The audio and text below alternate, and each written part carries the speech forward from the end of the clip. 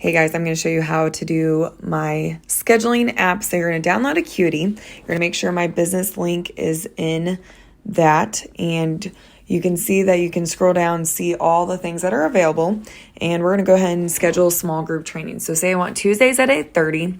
I'm going to click Tuesday and then I'm going to click 8:30. I'm going to press continue and I'm going to click 12 because that's going to book me out for 12 weeks. And then I'm going to press add reoccurring, but I'm showing you that you can do every other Tuesday, you can do every Tuesday.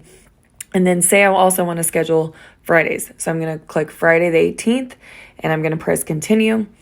And I'm going to change that to 12 weeks as well because that's how I want to book out. If you see lines across, that means I am not working. So like December 23rd, I am not currently working.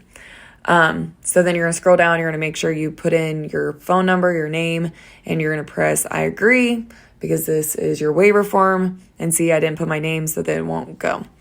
Also, I'm going to show you so you can see where your upcoming and past appointments are. I'm not scheduled, so that's why you can't see anything, but this is key. At the end, you always need to make sure you're logged in. Sometimes your app will log you out. Hope this helps.